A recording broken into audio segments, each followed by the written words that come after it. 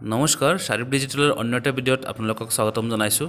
এই ভিডিঅ'টোত আমি বিশেষকৈ আলোচনা কৰিম বৰাক বুলি তিনিখন জিলাত এছামিজ লেংগুৱেজ টিচাৰৰ পোষ্টৰ বাবে কেনেকুৱা ধৰণৰ কাট অফ যোৱাৰ সম্ভাৱনা আছে বুলি। আমি ভিডিঅ'টোত আনৰিজাৰ্ভৰ কাট অফ সম্পৰ্কে আলোচনা কৰিম। তো বৰাক বুলি তিনিখন জিলাক্ৰমে কাছাৰ, কৰিমগঞ্জ, হাইলাকান্দিত কেনেকুৱা ধৰণৰ কাট অফ যাব আৰু আগৰবাৰ 2018-19ত কেনেকুৱা ধৰণৰ কাট অফ গৈছিলে তাৰ বিশ্লেষণ আপোনালোকৰ ওচৰত দাঙি ধৰিম। সো আপোনালোকে ভিডিঅ'টো স্কিপ নকৰাকৈ চাই থাকিব। যদি ভিডিঅ'টো ভাল লাগে তেনেহ'লে লাইক, কমেণ্ট আৰু শ্বেয়াৰ কৰিবলৈ নাপাহৰিব। সো বলক আমি সময় নষ্ট নকৰি ভিডিঅ'ৰ মূল অংশলৈ আগবাঢ়ো।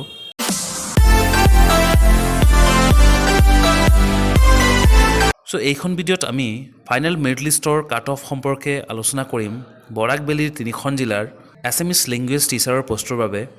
প্ৰত্যেকবাৰৰ দৰে এইবাৰো বহুতে এপ্লাই কৰিছে এছামিজ লেংগুৱেজ টিচাৰৰ পোষ্টৰ বাবে বৰাক ভেলী এই তিনিখন ডিষ্ট্ৰিক্টত।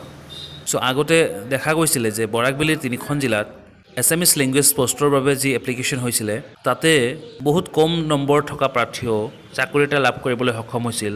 সো সেইবাবে এইবেলিও তেনেকুৱাকৈ সকলোৱে ভাবিছিলে যে যিবিলাক প্ৰাৰ্থীৰ নম্বৰ 250ৰ তলত সেইবোৰ প্ৰাৰ্থীয়ে বৰাক ভেলীৰ তিনিখন ডিষ্ট্ৰিক্টত এছামিজ লেংগুৱেজ টিচাৰৰ কাৰণে আবেদন কৰিছে। কিন্তু এটা কথা লক্ষণীয় যে আগৰ তুলনাত এইবাৰ পোষ্টৰ সংখ্যা বহুত কম আৰু এই ক্ষেত্ৰত কেনেকুৱা ধৰণৰ কাট অফ যোৱাৰ সম্ভাৱনা আছে মই আপোনালোকক দেখুৱাই আছোঁ।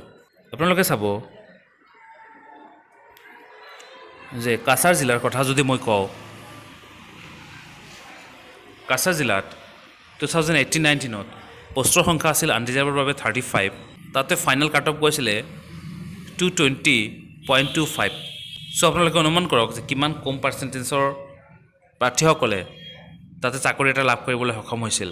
কিন্তু এইবুলি আনৰিজাৰ্ভৰ বাবে আছে মাত্ৰ 8টা পোষ্ট। ইয়াৰ বাবে নিশ্চয় কাট অফ হাই হোৱাৰ সম্ভাৱনা প্ৰবল।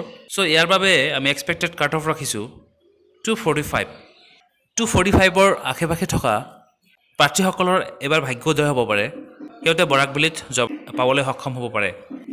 কিন্তু তথাপিও ইমান 100% এই ক্ষেত্ৰত মানে আমি চিয়ৰ দিব নোৱাৰোঁ, কাৰণ এইটো এক্সপেক্টেড কাট অফহে। মোৰ নিজৰ ধাৰণা, আপোনাৰ ধাৰণা বেলেগ হ'ব পাৰে।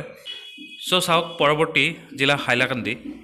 এইখন জিলাত 2018-19ত আনৰিজাৰ্ভৰ বাবে পোষ্ট আছিলে 21 আৰু ইয়াৰ বাবে কাট অফ গৈছিলে 236.62।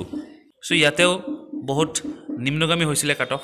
কিন্তু এইবাৰ ইয়াতেও আনৰিজাৰ্ভৰ কাৰণে পোষ্টৰ সংখ্যা বহুত কম, only 7। সো সেই ক্ষেত্ৰত আমি এক্সপেক্টেড কাট অফ ৰাখিছোঁ 247।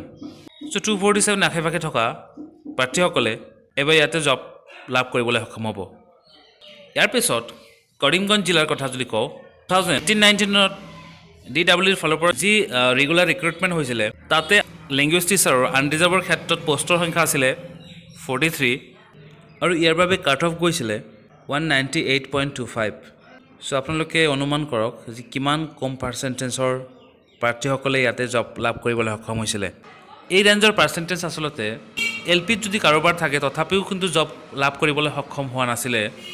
কিন্তু UP থকা সত্ত্বেও সেই ল'ৰাজন আজি চাকৰি কৰি আছে। কিন্তু এইবেলি কৰিমগঞ্জত আনৰিজাৰ্ভৰ বাবে পোষ্টৰ সংখ্যা আছে 10টা। সো ইয়াৰ বাবে আমি এক্সপেক্টেড কাট অফ ৰাখিছোঁ 247। সো এইবাৰ কাট অফ অলপ হাই হোৱাৰ সম্ভাৱনা আছে, কাৰণ আগৰ তুলনাত পোষ্টৰ সংখ্যা এবাৰ যথেষ্ট কম। সো মই এটা কথা আপোনালোকক ক'ব বিচাৰিছোঁ, যদি আপোনালোকে জিলা নিৰ্বাচনটো সঠিকভাৱে কৰিছে আৰু আপোনালোকৰ যদি ভাগ্য ভাল আছে তেনেহ'লে আপোনালোকে এইবেলি চাকৰি এটা লাভ কৰিবলৈ সক্ষম হ'ব।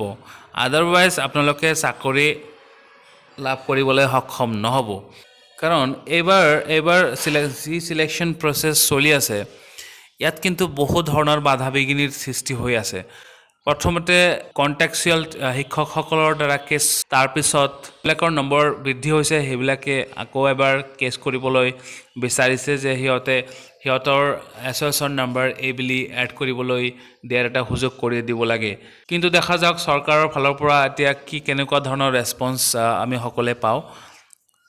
আশা কৰোঁ এইবাৰ ৰিক্ৰুটমেণ্ট প্ৰক্ৰিয়াটো সুকলমে শেষ হ'ব আৰু যোগ্য প্ৰাৰ্থীবোৰে চাকৰি এটা লাভ কৰিবলৈ সক্ষম হ'ব। সো আপোনালোকে মোৰ ভিডিঅ'টো প্ৰথমৰ পৰা শেষলৈকে চোৱাৰ বাবে ধন্যবাদ। যদি মোৰ চেনেলত নতুনকৈ আহিছে তেনেহ'লে আপোনালোকে ছাবস্ক্ৰাইব কৰিবলৈ নাপাহৰিব। ধন্যবাদ থাকিল সকলোকে। জয় অসম।